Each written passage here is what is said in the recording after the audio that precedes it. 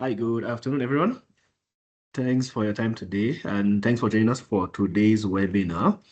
I think we give another 5 more minutes for in case additional participant to join. We start at 3:35.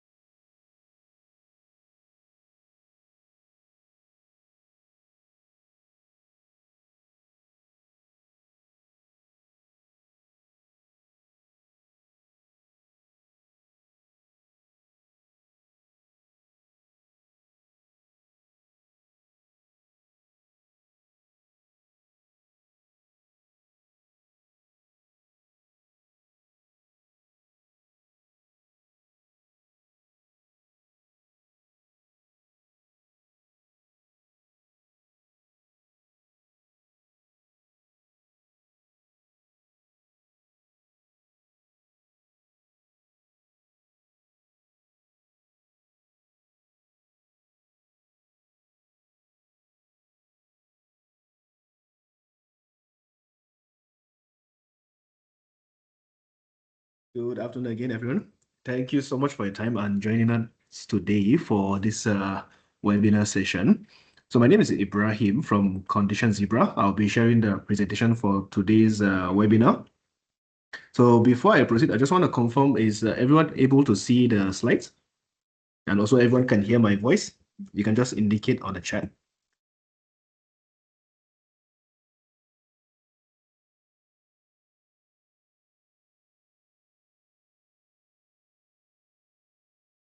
Okay, great. So I think a lot of people can see the slide and also can hear my voice.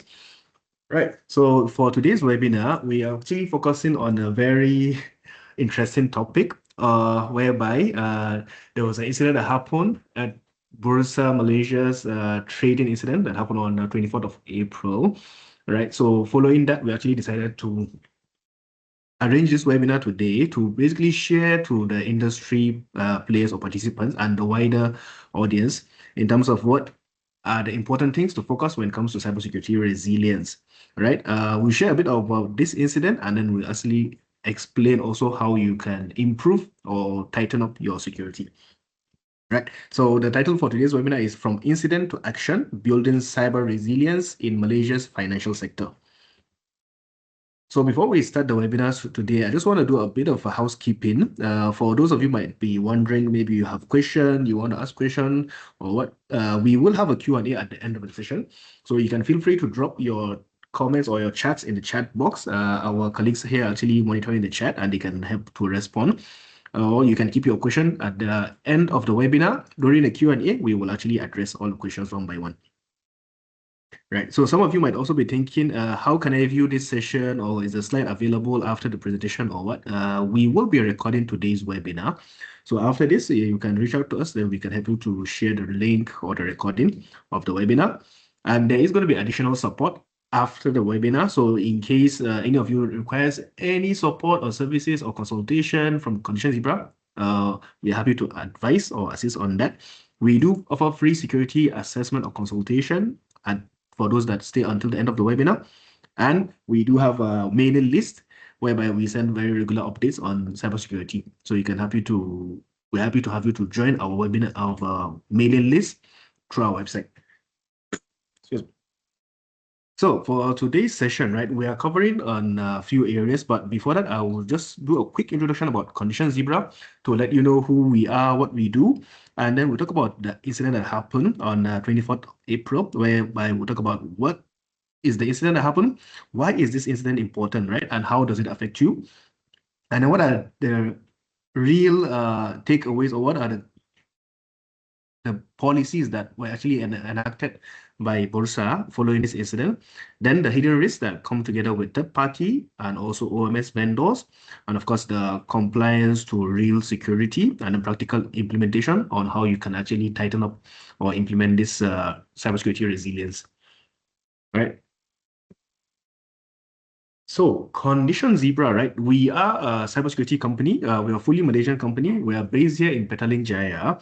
We have actually been in this industry now for about 21 years. We have performed more than 1,000 different security assessment or different security projects, and we have trained more than 10,000 professionals in terms of IT security training.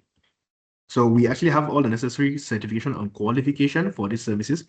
For example, in Malaysia, one of the common certification required is CRES. We also have a license from the National Cybersecurity Agency, NACSA. And also in Singapore, we are licensed to carry out cybersecurity services as well, whereby we are regulated under the Cybersecurity Service Regulation Office. We are ISO 27000 certified, and also we have won an award as the Cybersecurity Education and Training Provider of the Year. And we are also a HIDF approved training provider. So at a high level, these are the four areas that we cover. So security assessment, forensics, money security, and also training. And these are basically some of the list of the services that we offer. So in terms of security assessment, cyber risk consultation, training on technical training and awareness, and also managed security services. And also we do offer solutions or products as well. So whether you need a WAF, email security solution, or any kind of security solutions, you can reach out to us as well. Okay, so now advertisement over. Okay, so going to today's session. So what is the incident that we're talking about and why does this incident matter? So this actually happened on 24th of April last year, whereby there was unauthorized trading, right? Whereby people are actually able to hack into some of the trading platforms, right? And they're actually able to do some unauthorized trades. I think it affected about 80 user accounts across different trading platforms, right? But how did this thing happen and why is this important, right? You might be thinking, oh, okay, a lot of cyber threats happening in Malaysia and globally, but why particularly this one is important, right? So actually this serves as a wake-up call, right? So this actually breach, right? It led to a series of incidences and also series of activities whereby it also triggered certain compliance requirement, right? Especially on those financial organization or financial institutions, right? Right. So this incident actually demonstrated how modern financial system, right, rely heavily on interconnected platform, right? So for example, like the digital assets and all that, right? You might be thinking all organizations are independent, but when it comes to the financial sector, these are all interconnected, and especially they actually connect back to the trading platforms as well. Right, so they rely heavily on interconnected digital platforms, and when someone is actually able to compromise one of the access points, they can actually manage to do a wider attack, right? So it's not like before, whereby everyone operate on a silo kind of setting, right? So from a market perspective, right, the incident actually affected the confidence and the integrity of the market, right? Because people are starting to wonder, okay, how safe is my trading platform? How safe is my accounts and all that, right? But not only that, right? It also exposes basically the backbone of the capital market to this kind of threat, cyber threat. Right. So most importantly, right, this incident actually matters because it revealed a gap between the compliance-based security and real operational security. So many institutions, right, believe that they are actually protected because they have met the baseline in terms of regulation.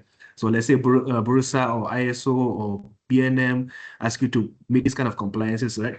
A lot of organizations treat this as just a checkbox, right? Whereby they just try to comply whatever the regulation says, just do a tick, tick, tick, tick, tick, right? But without actually having to operationalize it, right? So these are the kind of incident that exposes the gaps between the compliance and the actual security itself. Right, because in this case, right, the attackers actually exploited the weaknesses in identity management, in monitoring, and also in response processes, right? So these were actually failure across multiple layers in terms of security. So the lesson for financial institution here is clear cybersecurity resilience, right? Must focus on ability to continuously verify, rapidly detect any suspicious activity, and also respond effectively. Right. So for today's webinar, right, I will be focusing on all these areas. So for example, right, why financial institution must act now? Why must take it seriously? Right. So one is, of course, it affects regulation. So whenever there's a regulation, most organization will have to respond, right? No choice. So this actually has a consequence because the regulator itself will have more tighter scrutiny on all the players or all the participants in the market, right? And of course, there's potential penalties to be applied if someone is not able, if organizations are not able to comply or meet the requirement, right? And of course, mandatory audits. So I think most people don't like to hear audit, but yeah, when something like this happen, the regulator also try to tighten up the screws, right? So of course, there's also financial losses. So it can be direct or indirect. So direct in the sense that some of the users' account was actually affected, so they can directly make trades using people's accounts. So this leads to losses, of course, and then loss for the organization or the company itself, right? And also for the wider Malaysian market as well, right? People are losing confidence, right? Of course, people are losing confidence, they're not trading, and then there's less business interaction. And of course, there's insurance implication as well. Then reputation, right? This is something that has been widely spoken across the media. So people, of course, they will start to worry about reputations of within the markets as well. And then there's operational issues, right? Because when the trading is halted, a lot of things are actually affected, right? So maybe the system actually have to be paused or certain resources have to be pulled out and reallocated and all that. So it causes a lot of reputational and also financial and regulatory issues and operational issues. So what really happened, right? So we'll do a breakdown of the incident itself, right? So this actually happened whereby the attackers were able to exploit basically some vulnerability, right? Because these are considered a very sophisticated kind of attack, right? Compared to the usual attacks whereby it's maybe a bit direct, but in this case, they actually exploited multiple layers, right?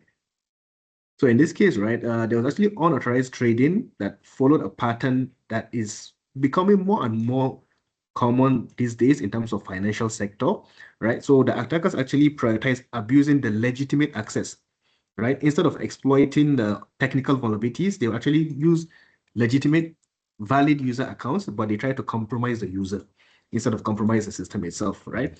So the attacker actually can do what we call a chain of attacks, right? So this most likely began by compromising one of the user's credential. So it means the user login details, either a phishing attack or certain social engineering attacks was performed, then they're actually able to compromise the user's credential, a valid user credential. Then from potentially they actually use that to do a further attack. So once they actually manage to get this login credentials, from there they trade it to do more advanced threats, more advanced attack as well. So a critical factor here, right, actually was the incident that there is no continuous validation of user session.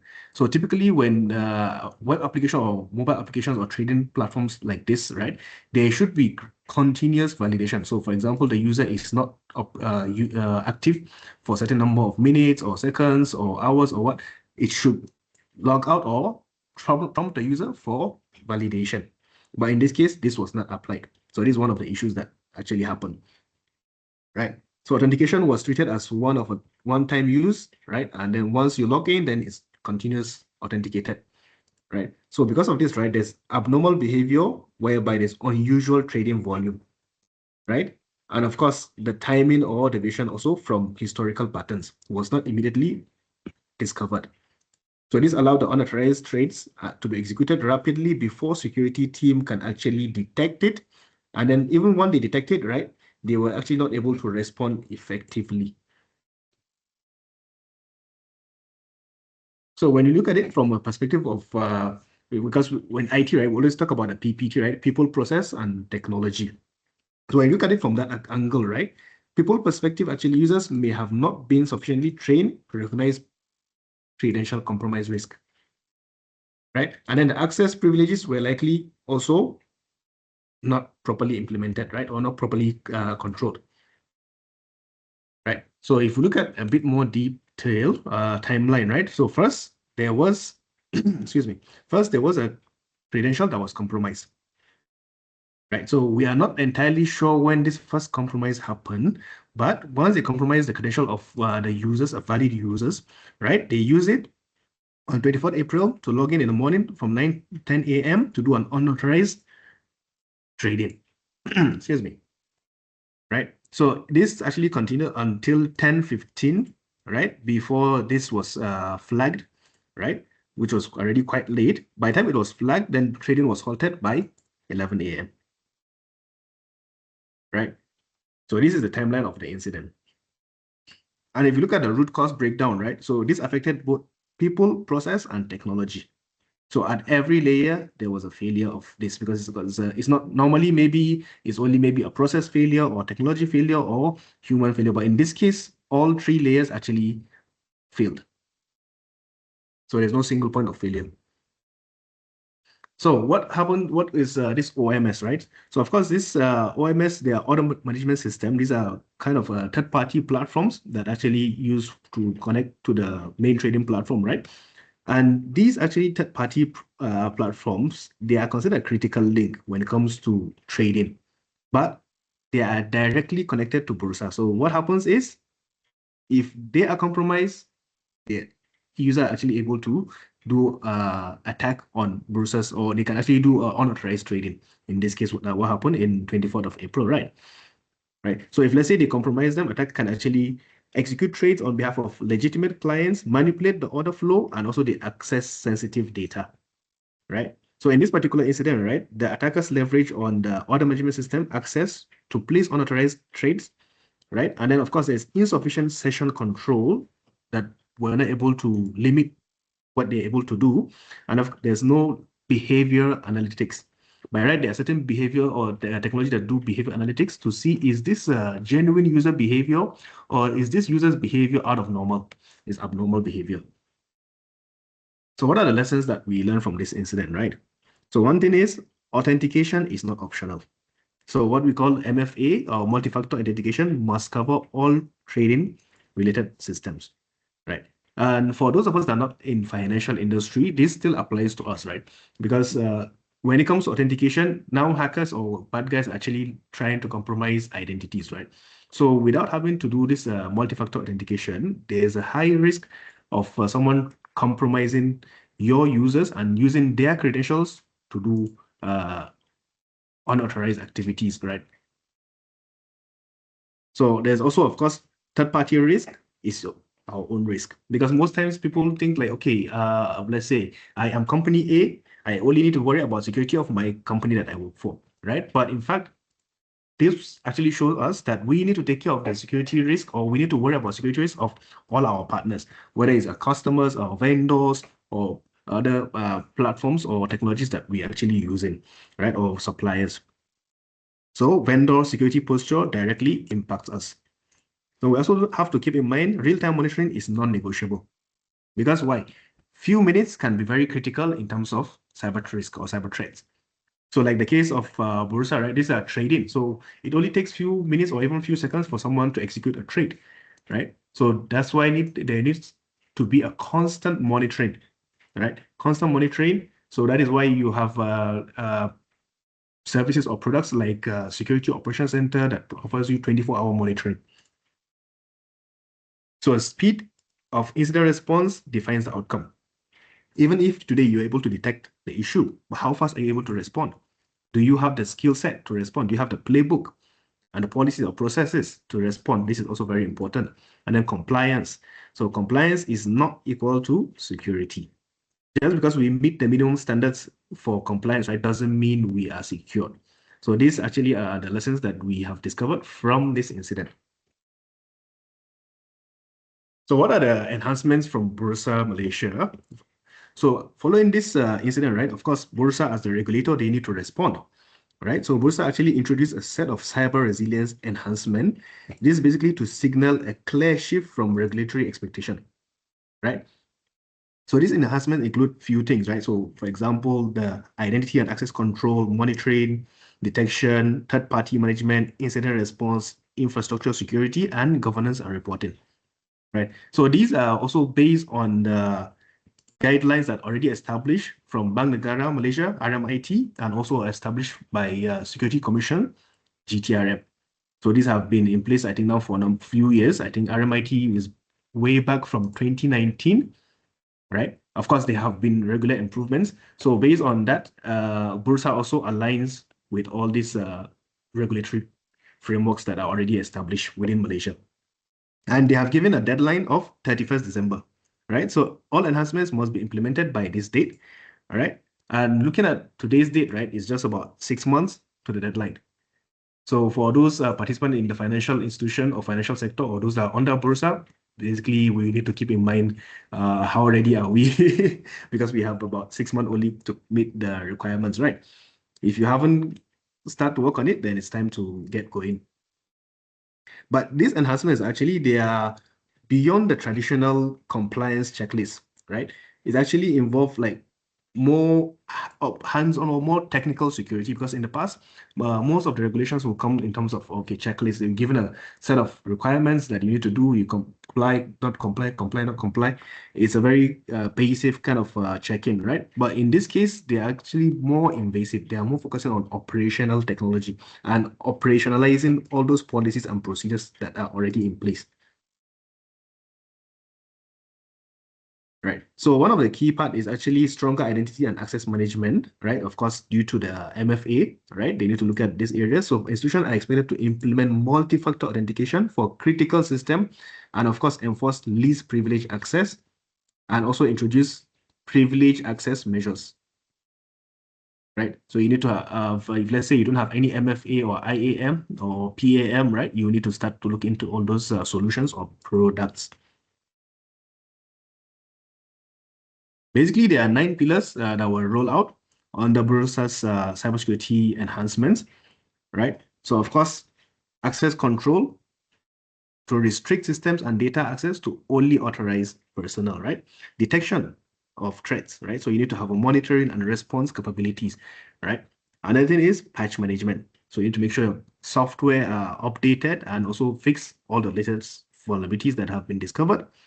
You need to have infrastructure resilience, right? So basically to make sure that your IT assets or digital assets are reliable, right? You make sure that you have all the resilience in place, right? Then you also have a planning for recovery. So touch wood, if there's any incident happen, basically, do you have a plan to respond to it? Is there a set of process and procedures? Is there a set of people that are actually dedicated that should be focusing on all these things?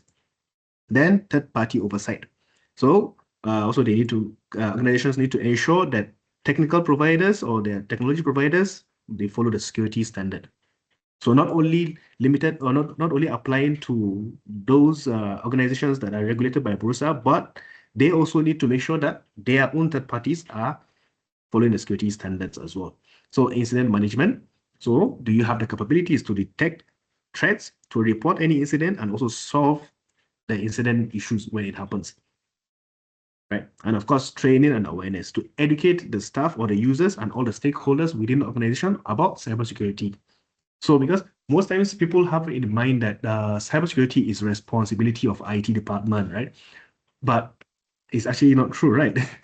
We need to make sure that everyone is responsible for their own cybersecurity, right? At every level that they play. So we need to have certain awareness training to educate all our staff on the latest threats. And so that when they suspect something or they see something suspicious, they can also raise it out. Or if they already by mistake done something, they will voice it out, and then the necessary team will actually take the necessary action.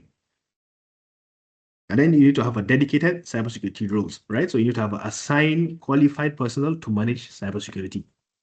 So looking at these 9 pillars, right? I'm sure a lot of people are thinking, so many things we need to do, right? How to meet or how to comply to all this, right? So there are services or products out there, right, that can help you to comply and meet these requirements without having to build up all the internal team and all the capabilities in-house. There are services like MDR and SOC that can help you to meet these requirements. So Condition Zebra, we are also offering those kind of services, right? But few things that you can notice from these 9 pillars, right? You can see that there's a shift in the regulation focus, right? The regulator is in the past is focusing on now. I mean, in this new requirement, they're actually focusing on prioritizing operational cyber resilience over the normal compliance checklist, right? And then, of course, they're emphasizing on identity and access management, right? And of course, real-time monitoring and incident response and recovery. Now, talking about OMS, right, or third party that actually we need to worry about as cybersecurity people, right, or IT people, right?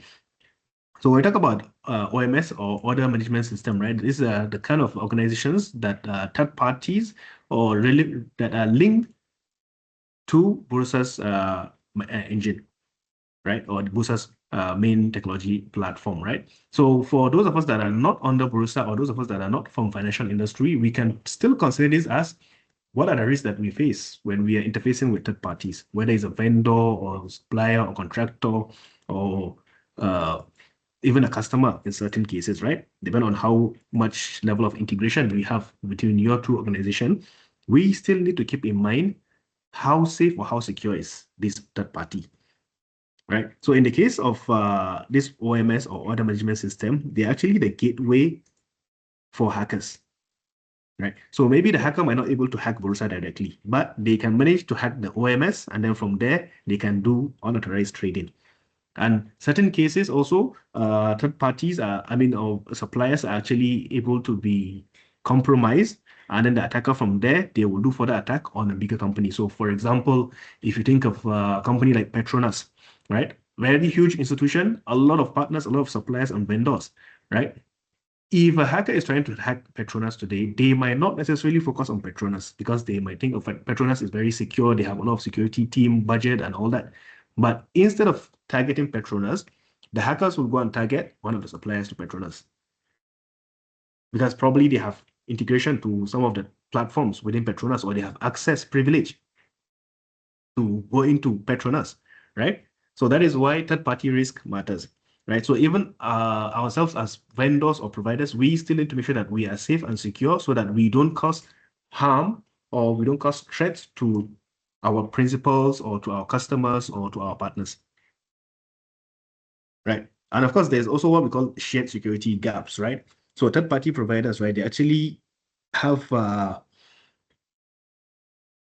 they actually have access, right, to certain shared resources. So it might not be only to the main principal, right? So maybe they're sharing, like for example, in the case of Bursa, there's a lot of trading platforms or OMS providers, right, that are actually linked to Bursa, right?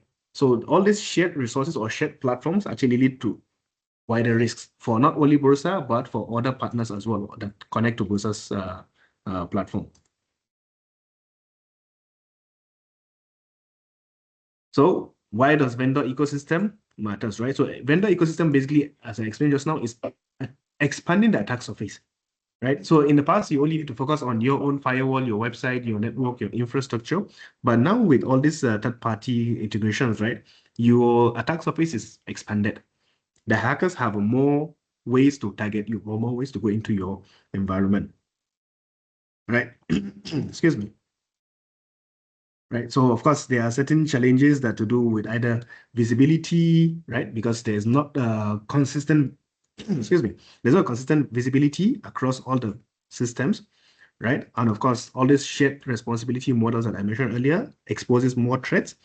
And what we normally recommend is to have implementation of zero trust, right? So you segment the privilege or segment all the access or limit it to only what the user needs. So, excuse me. So another thing that Borussia actually implemented, of course, is to have certain commitment from all the OMS, right, to close the third-party gaps, right? Because now is something already happened, right? So of course they implement all the pillars and the resilience, but they also request certain commitments, right, for all the third parties to commit to comply or meeting these minimum requirements by end of the year. So for those of us that are not financial institutions or not related to Bursa, we also can implement something like that, right? In terms of we get certain commitments from our critical vendors or critical suppliers to commit to meeting the certain security requirements. So talking about going from compliance to real security, because in the past, a lot of regulators focus on compliance, compliance, compliance, right? They basically send you a checklist or Excel file, ask you to fill up a lot of information, right? And then you comply, comply, comply, you fill up all the Excel and information, but it doesn't necessarily translate into actual security for your organization, right? So in this case, WOSA actually is focusing on threat detection, right? Actual security monitoring, right? Implementation, right? Of course, all these are things that can protect you on a day-to-day basis. It's something that is measurable, right? As fact, there's a formula there that actually shows risk is also threat, right? Vulnerability and also impact, right? So there's certain understanding that needs to go on or change of mindset that needs to happen within the wider audience as well.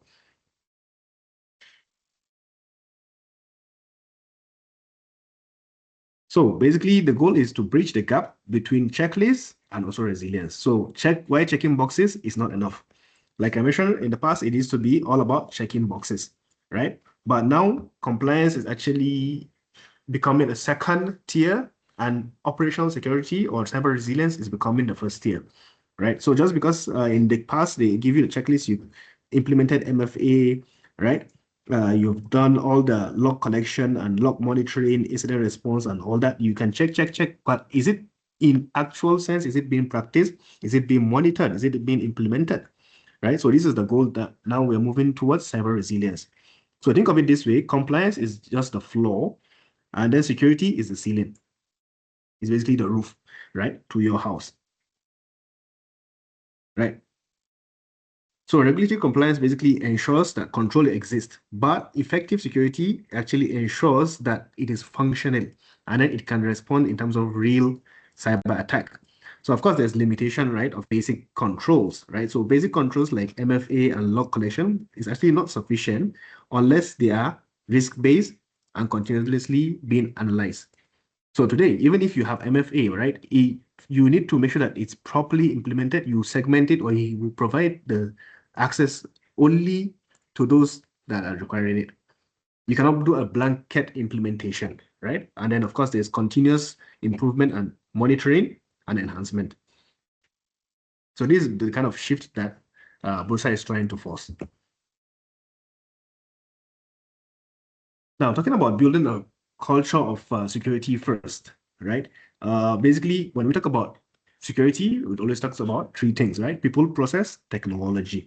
So first thing I'll talk about is the people. So the idea is to get a stronger, or what we call a human firewall, right? So stronger resilience or stronger cybersecurity knowledge and awareness within your people or colleagues. So first thing is talk about implementing training. So do a role-based training or security awareness training for all the organization staff. But you can do by department or by roles, right? So certain departments or maybe traders or trading need to have a certain different kind of awareness. And then the management need to have a certain kind of awareness training, or the board of directors. And then, of course, the general, maybe HR, finance, procurement needs to have a certain kind of training. And then IT people also need to have a certain training in terms of security. So we encourage to do a role-based training. And of course, it's encouraged to do a phishing simulation. Right? So phishing simulation ideally should be monthly, but we do understand budget can be a limitation. There's certain challenges. So at least recommended to do minimum once a year. If you can do it quarterly, it's good enough, or once a year. But best practice, monthly basis. Right. So phishing simulation, organization like Condition Zebra, we actually conduct this for a lot of our customers, whereby we customize or create certain phishing email, and then we blast it to all the users of the organization, and then we monitor for 5 days. So within these 5 days, we see how many people go and actually open the email, a phishing email that we send, how many click the link, and how many go and submit their information into the phishing link or the phishing portal or the phishing website. Of course, they will not know it's a phishing because we make it look very realistic. But what this gives to our customers is they actually have a realistic view of how ready is their staff when it comes to phishing simulation. So if today, touch wood, someone trying to do a phishing on their staff, are their staff able to respond or not? Then another thing is we also encourage to designate what we call a security champion. So within the organization or within certain departments, you can designate one person to be your security champion. Maybe the person that you see is most tech savvy, or the person that is most secure conscious, cybersecurity conscious. You can nominate this person to be your security champion within your team or within the whole company itself. So some of our customers, what they will do is they usually, when they have their annual company dinner, right, or annual company event, right, they will actually award, or they nominate, recognize one person as the cybersecurity champion for the year, right? So this actually helps to create a culture of cybersecurity awareness, right? So maybe this person regularly reports phishing campaigns, or regularly reports suspected phishing to the IT, or he also encourages his colleague or her colleague to take care of cybersecurity, right? So you can actually nominate this to encourage this kind of culture within your organization. And then you need to have a clear reporting, right? So easy, non-punitive process for reporting suspicious activity. Mean, if let's say today, someone mistakenly click a phishing email, right? They should be comfortable enough to report themselves, to say, oh, I'm sorry, I talk to IT, I'm sorry, I've clicked this phishing email or link or click this around somewhere. They report it immediately. This helps to save from further attack, right? So if they are scared and they are not comfortable, they might not report it. And what happens is someone click ransomware, they don't say anything, the ransomware spreads. They go from one PC to another PC to another PC to another server. Then end of the day, the whole company compromised, right? So you need to have a process and encourage this reporting of suspicious activity by your users or by your staff. Then it needs to have a leadership visibility. This needs to come from the top, right? Security is basically something that now has become a boardroom issue. It's no longer just a management or team leader issue. It's actually at the executive and boardroom level already, right? So senior leaders need to have active participation in security initiatives. They need to encourage it also. So the metrics that you need to worry about that matter is phishing simulation rates actually should be going downwards. So if you're doing on a monthly basis or quarterly basis or even yearly basis, you need to compare benchmark. Last year phishing rate, we sent a phishing simulation to 100 people, 30 people failed. Then next phishing round, the figure should go down. Maybe it should be 20, then 10, then 5, then slowly keep on going down, right? The goal is to get to 0. But of course, when it comes to security, we cannot guarantee that there's 100% security, right? But what we're trying to do is improve every day and stay ahead of the bad guys.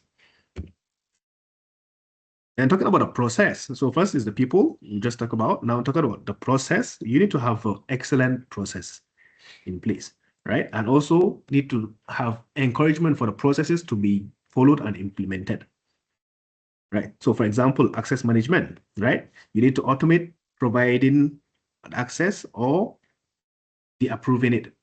So let's say maybe, for example, certain portal access or VPN access or something like that. There needs to be a clear process that has all the checklists or all the validation done first before it's given.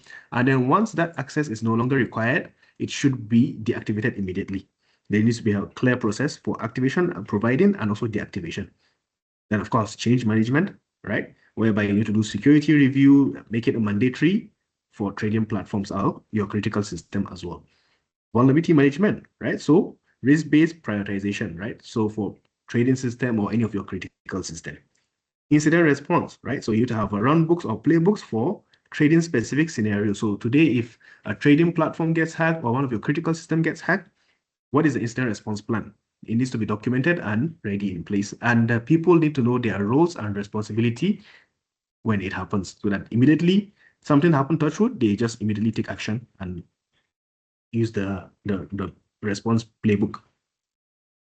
Then third-party management, right? So of course, all the integration into your procurement system, all the different technologies or platforms that you connect to actually need to be embedded into a proper third-party management process, right? You cannot just simply have anyone simply connect to your system. There needs to be a proper third-party management system and proper check-in overview on all the third-party vendors as well. So the key principle here is security processes should enable business, not disrupt business. Then last part is technology. So people, process, and lastly, technology. So technology, of course, helps to make our job easier, our life easier, but we need to invest in the right technology, right, which give us capabilities, not just product. So a lot of customers or a lot of organizations will focus on, okay, I am required to have a firewall. I just go and buy whatever firewall and have. Auditor asked me to go and implement MFA. I just put MFA anyhow, right? These are kind of investment actually not helping, because you buy all the technology and all the thing you implement it, but it's not effective because you didn't do it properly, right? So we always encourage to have a technology that provides you capability, not only just having it for having sake, right? So for example, identity and access management. So there are a lot of solutions or technology out there, MFA, PAM solution, IAM solution, and it needs to be integrated to the critical system or your trading platforms.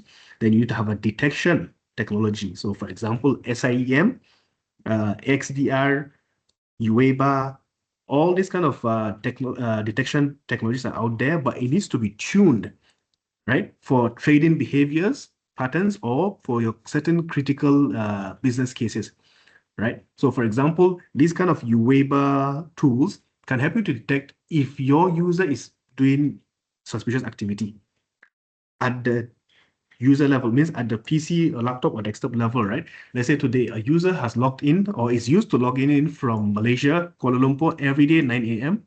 They log out 6 p.m. They are doing it consistently for many months, right? Based on their job scope. But then suddenly this same user log in at 2 a.m. from China, right? These detection technologies will actually flag this as a suspicious activity, right? Because why? This is abnormal behavior, right? This guy normally logs in 9 a.m. from KL, logs out 6 p.m. But why is he logging out 2 a.m.? So they will flag it to the SOC team member or the IT team member or security person in charge to check, is this a genuine behavior? Means, is this person maybe on traveling, on work trip, business trip, or is someone from China trying to hack this guy's user account?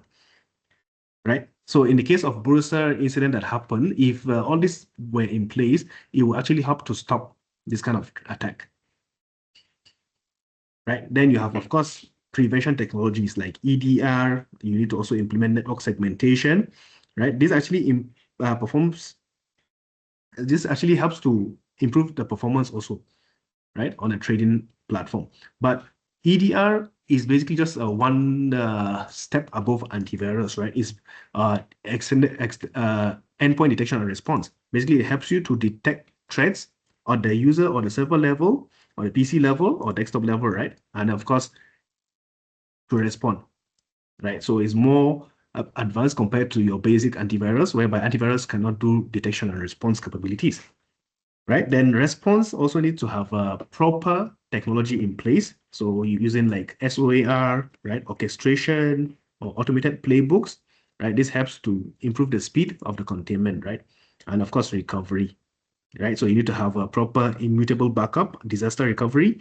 This helps to also improve your real time to detect and align with business needs. But like I said, these are only technologies, these are only tools. You still need proper configuration, proper alignment with your particular business case, right? If you just implement it without proper tuning, actually it's not effective. Excuse me.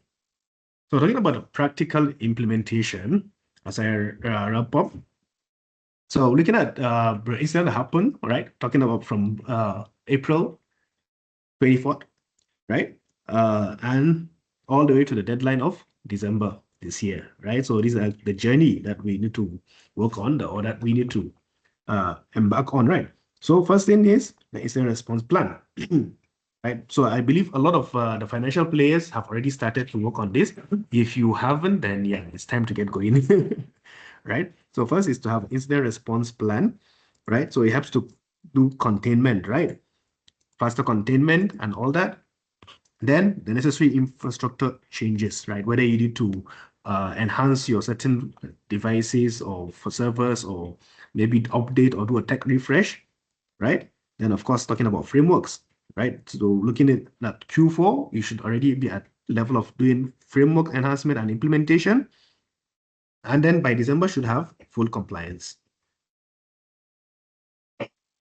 So if you were to, or if you are one of the participants on the Bursa that is required to meet these compliances, right? What we are suggesting for you is to do a phased approach, right? To comply to all these requirements, right? Because these are a lot of things that need to be done. So we go by 3 phases, right? Or if let's say you need to move fast, then maybe 2 phases, depending on where you are right now in the journey, right? So of course, the first part is the immediate phase. This will focus on critical gap, right? So like, for example, MFA or authentication or privilege access, right? Then having centralized log collection.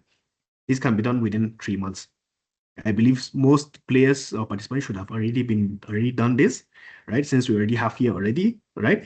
And then midterm, we need to have certain enhancements, right? So deploy behavior analytics, right? Strengthening your API security, enhance third-party risk assessment, and also refine incident response plan, right? Then long-term, right, is basically to adopt zero trust model, right? Whereby you implement security automation, conduct resilience testing, and also, of course, simulation before the deadline. So these are the very high level. If let's say you want to go a bit more detailed, we go phase by phase. So we propose, let's say phase 1. The immediate part is the foundations and the quick wins. These are quite easy to implement, right? And you have the roles and responsibility outlined here. So let's say you need to do a gap assessment against Bursa's requirement. You want to go and see, okay, where am I right now compared to Bursa requirement, right? First step. This should be done by either the compliance or the CISO person in charge, right? Then the MFA to be implemented, right? On all the trading platforms or all the critical systems. Then critical vendor security review. So this is talking about third-party management, right? Third-party providers management, right? Then incident response plan need to be updated, and also tabletop exercise. So it's one thing to have an incident response plan, but you need to do a role play or tabletop exercise to test it out in a real sense. Do the relevant people or the stakeholders know about this thing? Are they aware of how it should work? And are they ready to implement it if a real incident happen? So you can do it like a tabletop exercise. Then this needs to go all the way to the top management. So whether it's a board level, right? To brief the board on the compliance roadmap. So of course, budget consideration is a huge factor here. So you can easily start with the quick wins. Those that maybe cost very less money or maybe zero money at all. Then phase 2 is now the core implementation. Yeah, so this is the heavy part, right? So whether you need to implement SIEM or SIEM tools, all right, or you need to, if you have it, you need to do a fine tuning, all right, to make it focus on specific use cases for either your trading platforms or your critical system. This needs to be done by your security operations team, right? Then if you don't have a PAM solution, you need to implement a privilege access management, right, for all the privileged accounts. Then network segmentation review and hardening by the network team. Then third-party risk program formalization by the vendor management team or procurement team, right? Or whoever is in charge for vendors. Then security awareness program. This basically needs to be arranged for all the staff. Either security awareness training can be done online or physically. It can be done by third-party vendors like Condition Zebra, or even the security team with or IT person can actually do this training for all the staff within the company itself. Then vulnerability management process to be upgraded and enhanced. Then phase 3, final phase, right? So of course, this is talking about validation and readiness. So around Q4 this year should have already reached this stage, right? So this is where you actually have all the documentation and everything ready to present to a regulator. So first, independent assessment of all the controls. Get an external auditor or security vendor to come in there to assess all these things or to audit all these things. Then you need to perform a penetration testing on your trading infrastructure or your critical system. Then you need to have a full incident response drill to test out your incident response plan and all the things that you have deployed and implemented for incident response. Because it's one thing to have the plan, have the technology, but you also need to test it out, right? Then prepare all the documentation and finalize it for submission. Then Bursa submission, and then lastly, sign off by the board. Right. So this should be all done ready before end of December. So just to highlight, what are the common issues that organizations face when it comes to implementation, or what are the gaps that you can try to avoid or mistakes, right? So one is starting too late, right? Like I said, we have only less than 6 months to the end of the year. So maybe people are busy and they haven't started to work on this thing, then 6 months will move very fast, right? Then technology only focus. So some organizations only focus on technology. Okay, I need to have MFA, I need to have PAM, I need to have firewall, I need to have all these things, right? Different technology, but they forget to focus on people and the process, right? It's very important. It's always 3 layers. It's not only technology. All 3 layers need to move together, right? And then another mistake is ignoring third party, right? So you need to engage your vendors early so that they also need time to prepare to meet the requirement, right? You need to prompt them, get them to start working on it. Then underestimating testing, right? So penetration testing needs to be, of course, scheduled. And of course, this is something that you need to look for a qualified vendor like Condition Zebra to perform it. But not only that, you also need to have time for yourself to do remediation, or your vendor or team to remediate or to fix the findings. Because Condition Zebra today, if we do a pen test for you, we give you the report together with recommendation. Your team or your vendor need to go and fix it, right? So you need to allocate certain buffer time for the team to work on it so that we can do a retest or post-assessment, right? Then silo implementation, whereby common issue, whereby different teams or group of people work on it separately, right? Maybe IT team is doing their own, application team is doing their own infra, or security is doing different things, right? So this is a very weak approach, because at the end of the day, it will lead to a lot of pitfalls, right? So it's recommended to have a coordinated approach, maybe regular sync up. If you need to work on it separately, you do work on it separately, then do a regular sync up so that everything moves together smoothly. Then alert for fatigue. A very common issue as well, because when these things happen, maybe you implement SIEM or EDR or all these things, right? Then there will be a lot of regular alerts prompting you. right? People actually, maybe before they actually reach the end of the journey, they maybe get tired.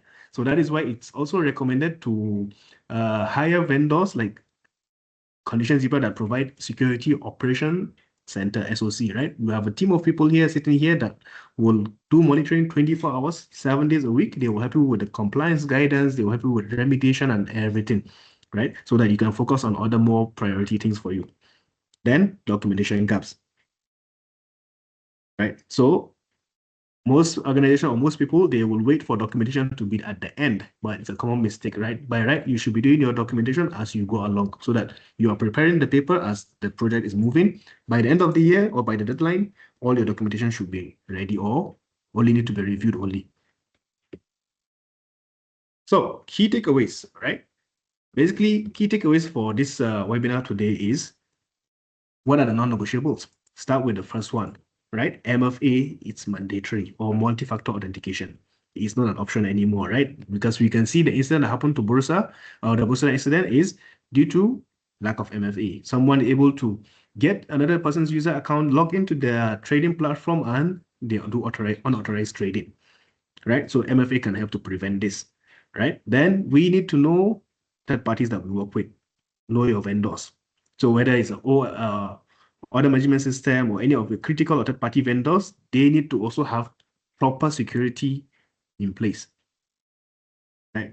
Detection needs to be in real time. Detection is not something that we can be doing on passive. It needs to be real time. So someone needs to do monitoring, right? So behavior analytics down to your trading platforms or your critical system.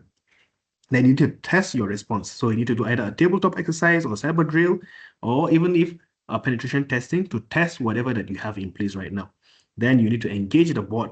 Like I said, this is something that needs to cross across the entire organization and especially from the top level, right? I believe now most boardrooms or most top management organization also take security or cybersecurity very seriously, right? So this needs to also be engaged at the board level as well. And of course, most importantly is you need to start now if you haven't started. Right, so this is just a chart here that I have for you in terms of the path forward.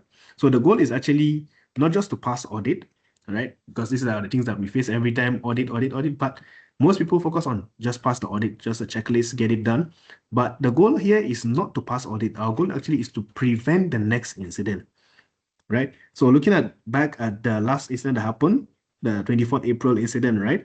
From there, of course, BOSAP also start to push out certain regulations and all that, right? So the goal is to meet the requirement by the December, right? So I believe most people are here right now, right? To meet the requirement or to comply.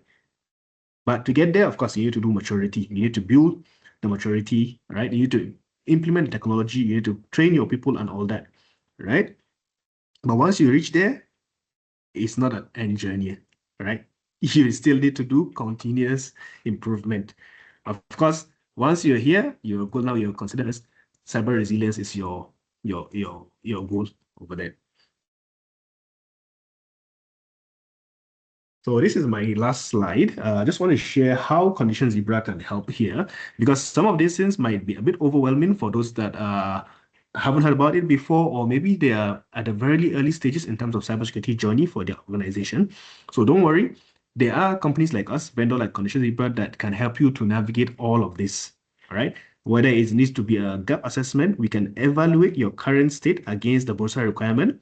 We can help you to do a penetration testing to find out what are the vulnerabilities in your network, infra, or application, and then we will guide you on how to tighten up the security, right, on the infrastructure. And then, of course, we can provide you vendor management or third-party security evaluation program, right? We can design a program for you, but it needs to be implemented, of course, from your own end, right? We also provide SIEM and SOC services. So we have a 24-hour operation team to monitor on your network infra and actually can help you to respond in case there's any cyber threat, right? And of course, we can help you to design incident response plan, or we can provide you a retainer whereby we can be on call for incident response. So touch wood, if any incident happen, you need someone to come over to do response or to guide you or what, we have a retainer program as well. And lastly, training. So we have technical and online classes, either to train your users, end users, or even to train your IT people or IT security people as well.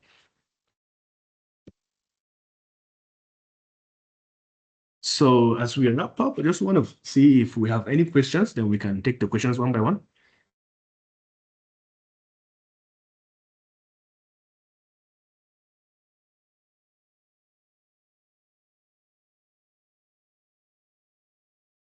So far, if you have any questions, just feel free to drop it on the chat box, and then we can answer all the questions.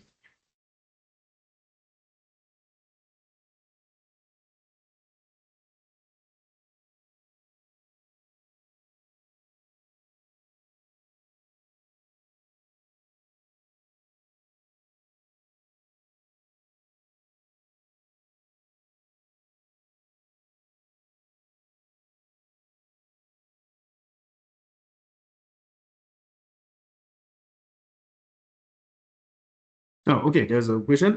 Where to download the Bursa cybersecurity requirement? Right. So I believe for those that are regulated under Bursa, I believe the notification has been sent out and all the guidance. So if let's say to download it, I don't think it's available on Bursa website itself. But maybe I will need to check. Maybe they have uploaded it now, but at the past I checked, it's not available on their website. Maybe you might need to reach out to Bursa directly also.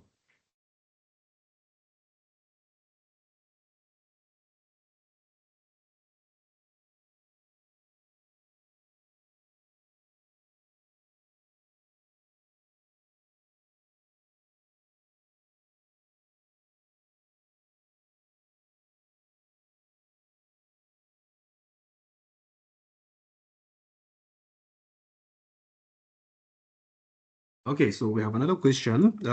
Someone is asking, is the requirement applied to all industries or only applied to financial institutions? So this basically applies to those organizations that are regulated under Bursa, right? If you need to comply to Bursa requirements, then it applies to you.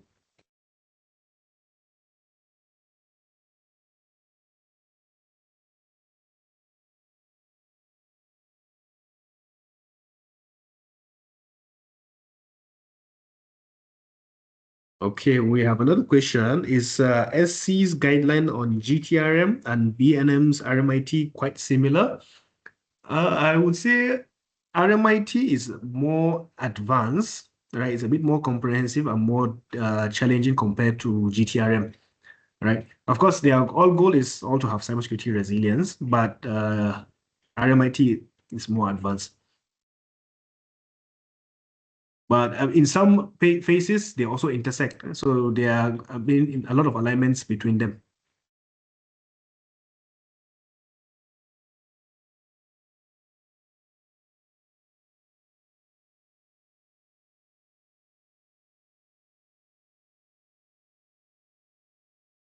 Okay, there's another question. Where can I see that the deadline is end 2026? So there are a few announcements on that. I'm happy to share you links after this call. Drop you maybe a few links, then you can follow up on that.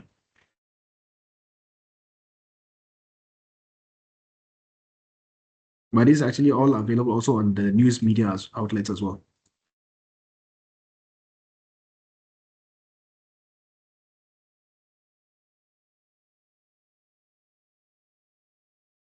Yes, we will share the slides. I will take note of your name, then we'll just email it to you after this.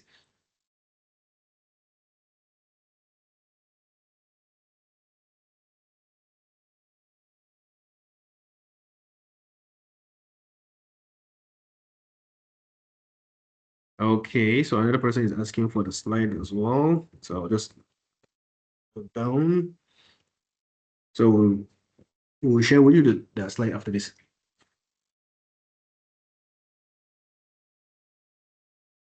All right, and finally, we do have an offer here for free consultation. So for those that are joining, this is exclusively for those that are joining today's webinar, right? You can scan the QR code on the screen here. It will take you to our website. Then you can fill up your information. Then after that, we will reach out to you to arrange for the free consultation as well. But this is limited to the 3 companies only, based on first come, first serve. So if let's say you need any guidance, you would like to have one session with our compliance team or risk uh, GRC specialist, we can arrange this session for free.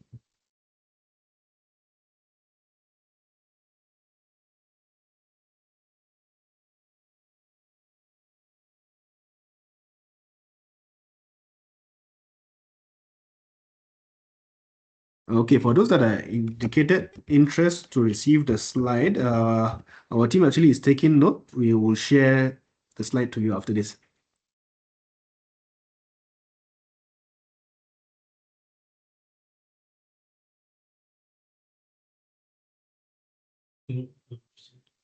Okay, another question is the external audit compulsory. Is the general IT control audit sufficient? So, I mean, this is not same with general IT controls, right? Basically, Bursa has outlined very specific requirements that they need organizations to implement or to comply. Is beyond general IT controls. In terms of external audit, whether it's compulsory, it depends what you mean by external audit, right? So if you mean having external party to do assessment on, for example, penetration testing, that one needs to be done by third party. But if you mean just an audit or gap assessment to compare where your organization is right now compared to Bursa, then you don't need third party. It's not mandatory for third party. If you have the skill set or the person in-house, you can do it yourself. But things like penetration testing, you need third party to do it.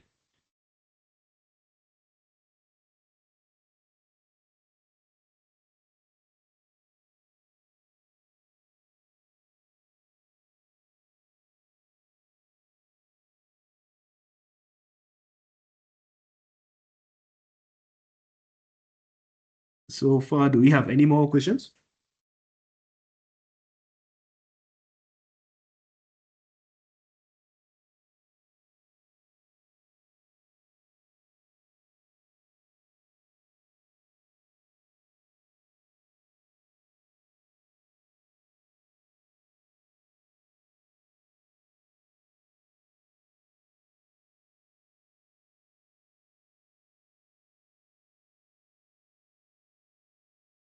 Okay, so if we have no further questions, we can end our session for today here. We would like to thank you again for spending your Friday afternoon with us and also wishing you a happy weekend ahead.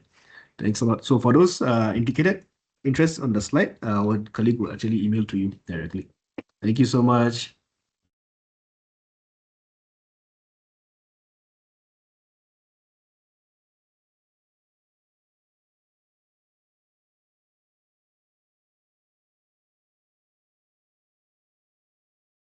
Yeah, so you have their names already, right? Okay.